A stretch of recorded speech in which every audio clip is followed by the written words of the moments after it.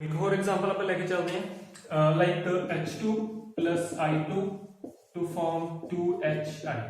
ਹੁਣ ਇਸ ਦੀ rate of reaction ਅਗਰ ਆਪਾਂ ਨੇ ਲਿਖਣੀ ਹੈ ਤਾਂ ਕਿਵੇਂ ਲਿਖਾਂਗੇ ਹਾਈਡਰੋਜਨ ਐਂਡ ਆਇਓਡੀਨ ਇਹ ਦੋਨੇ ਆਪਣੇ ਕੋਲੇ ਰਿਐਕਟੈਂਟਸ ਨੇ ਤਾਂ ਇਹਨਾਂ ਦੀ ਜੋ ਵੀ ਚੇਂਜ ਇਨ ਕਨਸੈਂਟ੍ਰੇਸ਼ਨ ਆਏਗੀ ਉਹ ਡਿਕਰੀਜ਼ ਆਏਗੀ ਤਾਂ minus delta H2 over delta T that is equal to minus delta I2 over delta T that is equal to delta HI over delta T।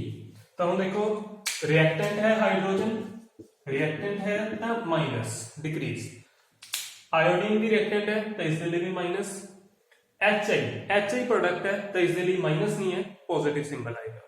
ਤੇ ਬਚਿਆ ਆਪਣੇ ਕੋਲੇ 2 ਇੱਥੇ 1 1 ਹੀ ਹੈ ਤਾਂ 1 ਨਾਲ ਡਿਵਾਈਡ ਕਰਨ ਦਾ ਕੋਈ ਫਾਇਦਾ ਨਹੀਂ ਹੈ, 2 ਨਾਲ ਡਿਵਾਈਡ ਕਰਨਾ ਪਏਗਾ ਆਪਾਂ ਨੂੰ ਤਾਂ ਪ੍ਰੋਡਕਟ ਵਾਲੀ ਟਰਮ ਨੂੰ ਆਪਾਂ 2 ਨਾਲ ਡਿਵਾਈਡ ਕਰ ਦਾਂਗੇ। ਠੀਕ ਹੈ, ਹੁਣ ਤੁਸੀਂ ਕੁਝ ਟਰਾਈ ਕਰਨੀ ਹੈ ਰਿਐਕਸ਼ਨਸ ਰੇਟ ਫਾਈਂਡ ਆਊਟ ਕਰਨ ਦੀ। ਮੈਂ ਕੁਝ ਰਿਐਕਸ਼ਨਸ ਇੱਥੇ ਲਿਖ ਰਿਹਾ PCl5 2 PCl3 Cl2। ਠੀਕ ਹੈ, ਇਸ ਰਿਐਕਸ਼ਨ ਦੀ ਤੁਸੀਂ ਫਾਈਂਡ ਆਊਟ ਕਰਨੀ ਹੈ। ਇਸੇ ਤਰੀਕੇ ਨਾਲ ਤੁਸੀਂ ਰੇਟ ਆਫ ਰਿਐਕਸ਼ਨ ਲਿਖੋ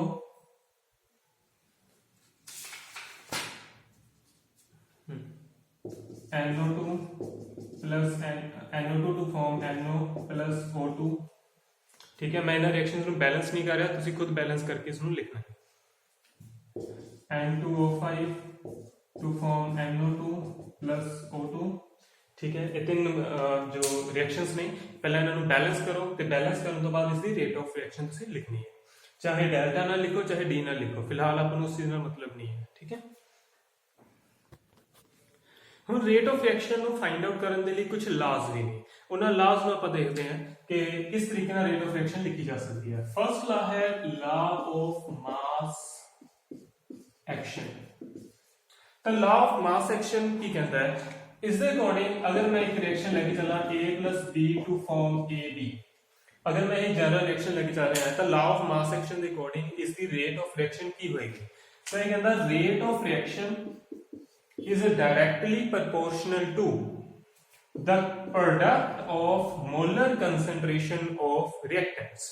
Rate of reaction is directly proportional to product means के multiply product of molar concentration of all the reactants। Rate of reaction directly proportional to product of molar concentration। मेरे को दो reactant ने, एक A ते एक B। So rate of reaction किसके बराबर होगी, rate of reaction is proportional to concentration of A into concentration of B। अगर कोई और रिएक्टेंट ਹੁੰਦਾ ਤੇ C D E ਕੁਝ ਵੀ ਹੁੰਦਾ ਤਾਂ ਉਸ ਨੂੰ ਵੀ ਆਪਾਂ ਨਾਲ ਹੀ ਮਲਟੀਪਲਾਈ ਕਰ ਦੇਣਾ ਸੀ। ਪ੍ਰੋਪੋਰਸ਼ਨੈਲਿਟੀ ਹੈ, ਪ੍ਰੋਪੋਰਸ਼ਨੈਲਿਟੀ ਦਾ ਸਿੰਬਲ ਅਗਰ ਆਪਾਂ ਹਟਾ ਦਈਏ ਤਾਂ ਉਸ ਦੇ ਲਈ ਆਪਾਂ ਨੂੰ ਕੋਈ ਕਾਂਸਟੈਂਟ ਯੂਜ਼ ਕਰਨਾ ਪਏਗਾ, ਉਹ ਆਪਾਂ ਮੰਨ ਲੈਣੇ K। Rate is equal to K into concentration of A into concentration of B। ਅੱਛਾ, ਇੱਕ ਜੋ ਇਹ ਸਟੋਕਿਓਮੈਟਰੀ ਕੋਐਫੀਸ਼ੀਐਂਟਸ ਹੋਣਗੇ ਇਹ ਫਿਰ ਆਪਣੇ ਲਈ ਪੰਗਾ ਖੜਾ ਕਰਨਗੇ। ਸਟੋਕਿਓਮੈਟਰੀ ਕੋਐਫੀਸ਼ੀਐਂਟਸ ਲਾ ਆਫ ਮਾਸ ਐਕਸ਼ਨ ਦੇ ਵਿੱਚ ਜੋ ਰੇਟ ਆਫ ਰਿਐਕਸ਼ਨ ਤੁਸੀਂ ਲਿਖਦੇ ਹੋ ਉਸ ਦੇ ਵਿੱਚ A the concentration the power ਦੇ ਵਿੱਚ ਲੈ ਜਾਣਾ ਉਸ ਦਾ ਸਟੋਕਿਓਮੈਟਰੀ ਕੋਐਫੀਸ਼ੀਐਂਟ। B ਦੀ ਕਨਸੈਂਟ੍ਰੇਸ਼ਨ ਹੈ ਤਾਂ B ਦਾ ਜੋ ਸਟੋਕਿਓਮੈਟਰੀ ਕੋਐਫੀਸ਼ੀਐਂਟ ਹੈ ਉਹ B ਦੀ ਪਾਵਰ ਦੇ ਵਿੱਚ ਲੈ ਜਾਣਾ। A ਦਾ ਸਟੋਕਿਓਮੈਟਰੀ ਕੋਐਫੀਸ਼ੀਐਂਟ 1 ਹੈ ਤਾਂ ਇਸ ਦੀ ਪਾਵਰ 1, B ਦੀ ਕੋਐਫੀਸ਼ੀਐਂਟ ਵੀ 1 ਹੈ ਤਾਂ B ਦੀ ਪਾਵਰ 1। ਠੀਕ ਹੈ, ਤਾਂ ਪਾਵਰ 1 ਆ ਜਾਏਗਾ। This is according to law of mass action. एक और ला है दैट इज रेट ला। ਇਹ ਬਿਲਕੁਲ ਕਰੈਕਟ ਲਾ ਹੈ, ਇਸ ਨੂੰ ਆਪਾਂ ਇਗਨੋਰ ਕਰਾਂਗੇ। ਆਪਾਂ ਜੋ ਵੀ ਅੱਗੇ ਨਿਊਮੈਰੀਕਲਸ ਕਰਨੇ ਆ ਤਾਂ ਉਹ ਸਾਰਾ ਰੇਟ ਲਾ ਦੇ ਅਕੋਰਡਿੰਗ ਹੀ ਚੱਲੇਗਾ। ਤਾਂ ਰੇਟ ਲਾ ਦੇ according rate is directly proportional to product of molar concentration of reactants. Again बिल्कुल सेम है, जो रिएक्टेंट्स ने उन्होंने कंसंट्रेशन का प्रोडक्ट करना है, concentration of A into concentration of B। हुन फर्क की है, फर्क ये है कि rate La of mass action के अकॉर्डिंग A ਤੇ B ਦੀ ਕੰਸੈਂਟ੍ਰੇਸ਼ਨ ਚ ਤੁਸੀਂ ਉਸਦੇ ਸਟੋਕਿਓਮੈਟਰੀ ਕੋਐਫੀਸ਼ੀਐਂਟ ਲੈ ਕੇ ਜਾਂਦੇ ਸੀ, ਬਟ ਰੇਟ ਲਾ ਦੇ ਵਿੱਚ A ਤੇ B ਦੀ ਪਾਵਰ ਉਸਦੇ ਸਟੋਕਿਓਮੈਟਰੀ ਕੋਐਫੀਸ਼ੀਐਂਟ ਨਹੀਂ ਆਣਗੇ। A ਤੇ B ਦੀ ਪਾਵਰ ਚ ਉਸਦੇ ਸਟੋਕਿਓਮੈਟਰੀ ਕੋਐਫੀਸ਼ੀਐਂਟਸ ਨਹੀਂ ਆਣਗੇ।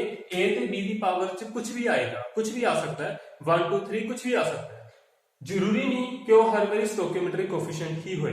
ਇੱਥੇ ਮੈਂ ਮੰਨ ਲੈਣਾ M ਤੇ ਇਸ ਦੀ ਪਾਵਰ ਮੈਂ ਮੰਨ ਲੈਣਾ N। ਹੁਣ ਦੇਖੋ ਜੋ M ਤੇ N ਨੇ ਉਹ ਹੋ ਸਕਦਾ ਹੈ ਕਿ ਇਹ 1 1 ਹੀ ਹੋਣ, ਜਾਂ ਫਿਰ ਹੋ ਸਕਦਾ ਹੈ ਕਿ 1 1 ਦੀ ਜਗ੍ਹਾ ਤੇ 2 3 कुछ भी हो सकते हैं। ठीक है।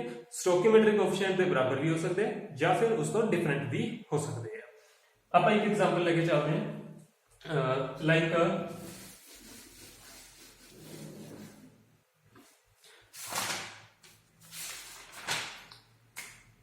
NO2 या NO2 plus F2 to form NO2F। इसमें बैलेंस कर लिया है 2NO2 plus F2 to form 2NO2F। ये मेरे को एक केमिकल रिएक्शन है। मैं अगर दोनों लॉज के अकॉर्डिंग इस दी रेट ऑफ रिएक्शन लिखा तो की बनेगा? सब तो पहला लॉ ऑफ मास एक्शन की कहना, लॉ ऑफ मास एक्शन के according rate of reaction is equal to K is rate constant into concentration of reactants। reactant इतने मेरे को दो ने, एक है NO2 ते एक है F2, right. So law of mass action की कहता है कि जो कंसंट्रेशन है ਉਹਨਾਂ ਦੀ ਪਾਵਰ ਦੇ ਵਿੱਚ ਉਹਨਾਂ ਦੇ ਸਟੋਕਿਓਮੈਟ੍ਰਿਕ ਕੋਐਫੀਸ਼ੀਐਂਟਸ ਜਾਣੋ। NO2 है, NO2 ਦਾ ਸਟੋਕਿਓਮੈਟ੍ਰਿਕ ਕੋਐਫੀਸ਼ੀਐਂਟ ਹੈ 2 ਤਾਂ ਇਸ ਦੀ ਪਾਵਰ ਦੇ ਵਿੱਚ 2। F2 है, F2 ਦਾ ਸਟੋਕਿਓਮੈਟ੍ਰਿਕ ਕੋਐਫੀਸ਼ੀਐਂਟ ਹੈ 1 ਤਾਂ ਇਸ ਦੀ ਪਾਵਰ ਕਿੰਨਾ ਆਏਗਾ 1। तो इथे फिक्स है कि जो स्टोकियोमेट्रिक कोएफिशिएंट्स ने वही इथे पुट करने हैं। बट रेट लॉ की कहता है, रेट लॉ एक एक्सपेरिमेंटल लॉ है, it is valid. So rate law के according rate of reaction is equal to K into NO2 into concentration of F2, right. So हुन NO2 दी पावर कुछ भी हो सकती है, MN कुछ भी हो सकती है। अगर आप रियल वैल्यू इसकी देखिए तो इसकी रियल वैल्यू है 1 जो एक्सपेरिमेंटली ऑब्जर्व्ड है, इसकी पावर है 1, इसकी पावर भी 1। तो हम लॉ ऑफ मास एक्शन के अकॉर्डिंग इथे 2 आना चाहिए सी, बट रेट लॉ कहता नो इट इज रॉन्ग, इथे 2 नहीं आएगा, इथे 1 आएगा, ठीक है। एक इस तरीके नाल मान आंदा है, आप बाद विच स्टडी करांगे जब आप इन रिएक्शंस दे मैकेनिज्म आइडेंटिफाई करांगे कि रिएक्शन कितने स्टेप्स हो रही है, ठीक है। वो सारा कुछ आप बाद में स्टडी करेंगे। फिलहाल इतनी जी गल तुहानू जाननी जरूरी है तो वो मैं तुहानू दसदा कि अगर कोई रिएक्शन सिंगल स्टेप च हो रही है तो उसकी जो रेट ऑफ रिएक्शन है वो तुसी सिंपली उसके स्टोकियोमेट्रिक कोएफिशिएंट देख के कर सकते हो। बट कई रिएक्शंस इहो जिहियां हुंदियां जो सिंगल स्टेप च नहीं हुंदियां, वो मल्टी स्टेप्स दे विच हुंदियां, तो उन्हां दे विच रेट ऑफ रिएक्शन किस स्टेप दे उत्ते डिपेंड करदी है। रेट ऑफ रिएक्शन हमेशा स्लो स्टेप के ऊपर डिपेंड करती है, रेट ऑफ रिएक्शन कदे भी फास्ट स्टेप के ऊपर डिपेंड नहीं करती, ठीक है। बड़ी सिंपल जी चीज है। अगर कोई स्टेप स्लो हो रहा है तो जो अपनी रिएक्शन की स्पीड है वो सिर्फ उस स्लो स्टेप पे ही डिपेंड करेगी। जो फास्ट स्टेप है, जो 1 सेकंड दे बहुत ही स्मॉल फ्रैक्शन दे विच कंप्लीट हो रहा है, तुसी उसनू उसदे नाल तुहाडी रेट ऑफ रिएक्शन में कोई ज्यादा फर्क नहीं पएगा। वो 1 सेकंड दे विच हो रहा है, कोई इशू नहीं है। अगर 1 सेकंड की जगह पे 1 सेकंड तो थोड़ा ज्यादा टाइम ले लेगा या थोड़ा घट टाइम ले लेगा, उस दिन रेट ऑफ रिएक्शन में कोई ज्यादा फर्क नहीं पड़ेगा। बट जो स्लो स्टेप है, जो स्टेप 15 सेकंड्स दे विच हो रहा है, अगर वो स्टेप 1 सेकंड दे विच कंप्लीट हो जाए तो अपनी रिएक्शन की स्पीड में ज्यादा फर्क पड़ेगा, ठीक है। या फिर अगर वो 15 सेकंड वाला स्टेप अगर 30 सेकंड्स दे विच हो रहा है तो फिर अपनी रेट ऑफ रिएक्शन में ज्यादा फर्क पड़ेगा। मींस कि जो स्लो स्टेप है, रेट ऑफ रिएक्शन उस स्लो स्टेप के उत्ते डिपेंड करती है। तुहाडी रेट ऑफ रिएक्शन फास्ट भी उस स्लो स्टेप के अकॉर्डिंग ही होएगी, ते तुहाडी रेट ऑफ रिएक्शन अगर तुसीं होर स्लो करना है तो वो भी स्लो स्टेप के अकॉर्डिंग ही होएगी। जो स्टेप फास्ट है उस दे नाल आपां नूं कोई ज्यादा लेना देना नहीं है। सो नेक्स्ट आपां रेट ऑफ रिएक्शन तो बाद जो नेक्स्ट टॉपिक है दैट इज ऑर्डर। हर एक रिएक्शन का एक पर्टिकुलर ऑर्डर होता है, 0 order, first order, second order, कुछ भी हो सकता है। देखते हैं इसका ऑर्डर किवें फाइंड आउट करना है। कोई भी रिएक्शन है जिवें आपां रेट लॉ के अकॉर्डिंग लिखा है तो rate is equal to K into concentration of A into concentration of B, ठीक है। इसकी पावर M, इसकी पावर N आपां एक्सप्रेशन कर चुके हैं। तो हुण अगर मैं इस रिएक्शन का ऑर्डर फाइंड आउट करना है तो ऑर्डर किवें फाइंड आउट करांगे? ऑर्डर के लिए आपां जो इन्हां कंसंट्रेशन पावर कंसंट्रेशन टर्म्स दी जो पावर्स ने उन्हां नूं ऐड कर देना, मतलब M प्लस N जिन्नियां भी टर्म्स होणगियां उन्हां दी पावर्स नूं ऐड कर देना। बट इत्थे जरूरी है जो गल ध्यान च रखनी कि यह जो एक्सप्रैशन तुसीं लिखिया है रेट ऑफ रिएक्शन दा, that must be according to rate law, not according to law of mass action. ये रेट लॉ के अकॉर्डिंग होना चाहिए, राइट। रेट लॉ के अकॉर्डिंग होना चाहिए, लॉ ऑफ मास एक्शन के अकॉर्डिंग नहीं होना चाहिए। तो ऑर्डर जदों भी तुसीं फाइंड आउट करना है तो उसदे विच स्टोकियोमेट्रिक कोएफिशिएंट्स दा सॉरी नॉट स्टोकियोमेट्रिक कोएफिशिएंट, ਪਾਵਰਸ, ਜੋ ਵੀ ਪਾਵਰਸ ਨੇ ਉਹਨਾਂ ਪਾਵਰਸ ਦਾ ਸਮ ਕਰਨਾ ਹੈ, ਠੀਕ ਹੈ। ਉਹਨਾਂ ਪਾਵਰਸ ਦਾ ਜੋ ਸਮ ਕਰਕੇ ਆਏਗਾ ਤੁਹਾਡੇ ਕੋਲੇ that will be order। Like ਜਿਵੇਂ ਹੁਣੇ ਆਪਾਂ ਐਗਜ਼ਾਮਪਲ ਕੀਤੀ ਸੀ rate of fraction that is equal to k into no to the power 1 and f to the power 1। अगर मैं इस फ्रैक्शन का ऑर्डर फाइंड आउट करना हो तो किवें करांगा, order is equal to powers the sum 1 plus 1 that is equal to 2। तो जो ये रिएक्शन है that is a second order reaction, ठीक है। अगर तुम इस reaction La of mass action के अकॉर्डिंग करके देखोगे तो ऑर्डर 3 आएगा, वो गलत हो जाएगा। ਆਪਾਂ रेट ला के अकॉर्डिंग करना है, ला ऑफ मास एक्शन के अकॉर्डिंग नहीं करना,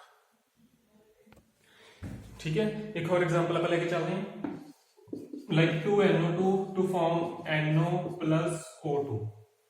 इसमें बैलेंस कर लेते हैं आप, तो ये बन जाएगा 2NO plus O2, ठीक है, बैलेंस है। तो हम अगर मैं रेट ला के अकॉर्डिंग इसमें लिखा तो rate is equal to K into concentration of NO2 is the power 2 आंदी है, ठीक है। ये आप जो 2 लिखा है वो स्टोकियोमेट्रिक कोएफिशिएंट देख के नहीं लिखा, ये जो भी वैल्यू आई है एक्सपेरिमेंटली वही वैल्यू आप इत्थे लिखी हुई है, जो मैकेनिज्म तो वैल्यूज आंदियां ने ये वही वैल्यूज आप लिखी हुई है, ठीक है। तो रेट ला के अकॉर्डिंग मैं फिर कह रहा हूं जो पावर्स ने वो स्टोकियोमेट्रिक कोएफिशिएंट के बराबर हो भी सकती हैं ते स्टोकियोमेट्रिक कोएफिशिएंट के बराबर नहीं भी हो सकती है। चलो किस्मत अच्छी है कि इत्थे जो पावर आई है वो स्टोकियोमेट्रिक कोएफिशिएंट के बराबर ही आई है। फिलहाल मैं इसका ऑर्डर फाइंड आउट करना है, तो इसका ऑर्डर की होएगा, इक्वल ही रिएक्टेंट है तो इसकी पावर सिंपली 2 है, तो इतने सम करने की कोई जरूरत ही नहीं है, तो इसका ऑर्डर कितना आएगा 2 आएगा। इसी तरीके नाल अगर मैं इस रिएक्शन को रिवर्स करके लिखा 2NO plus O2 to form 2NO2, हुण इसका आपां ऑर्डर फाइंड आउट करना है, तो इसका ऑर्डर किवें करांगे, अगेन रेट ला के अकॉर्डिंग इसका एक्सप्रेशन लिखांगे, rate is equal to K into concentration of NO into concentration of O2।